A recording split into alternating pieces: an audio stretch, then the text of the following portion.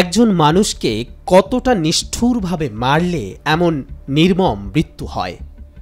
ঢাকা বিশ্ববিদ্যালয়ের ফজলুল হক মুসলিম হলে চোর সন্দেহে গণপিটুনির শিকার তোফাজ্জল হোসেনের মর্মান্তিক মৃত্যু নিয়ে বিস্তারিত তথ্য বেরিয়ে এসেছে। তোফাজ্জল, যিনি মানসিক ভারসাম্যহীন ছিলেন, তাকে মোবাইল চুরির অভিযোগে শিক্ষার্থীরা আটক করেন।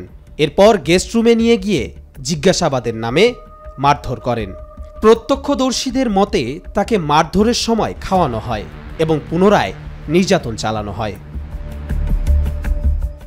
মারধরের প্রধান অভিযুক্তদের মধ্যে ছিলেন ছাত্রলীগের সদ্য পদত্যাগ করা উপবিজ্ঞান ও প্রযুক্তি সম্পাদক জালাল আহমেদ এবং আরও কয়েকজন শিক্ষার্থী, যাদের মধ্যে পদার্থবিজ্ঞান বিভাগের সুমন, ফিরোজ, ওয়াজিবুলের নাম উঠে এসেছে। বিশেষ করে জালাল ও সুমন সবচেয়ে নিষ্ঠুরভাবে তোফাজ্জলকে মারধর করেন। এমনকি গ্যাস লাইট দিয়ে তার পায়ে আগুন লাগানো হয়, তার আঙ্গুল মারিয়ে দেয়া হয় এবং চুল কেটে ফেলা হয়। প্রক্টোরিয়াল টিম ও শিক্ষকদের উপস্থিতি সত্ত্বেও শিক্ষার্থীরা তাদের অনুরোধ মানেননি।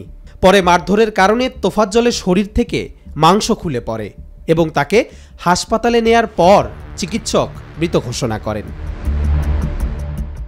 এ ঘটনার পর দোষীদের শাস্তির দাবিতে ছাত্র সংগঠনগুলো সমাবেশ করেছে এবং ঢাকা বিশ্ববিদ্যালয় কর্তৃপক্ষ দায়ীদের শনাক্ত করে আইনানুগ ব্যবস্থা নেয়ার প্রতিশ্রুতি দিয়েছে। কবির চৌধুরী জয়, মাই টিভি, ঢাকা।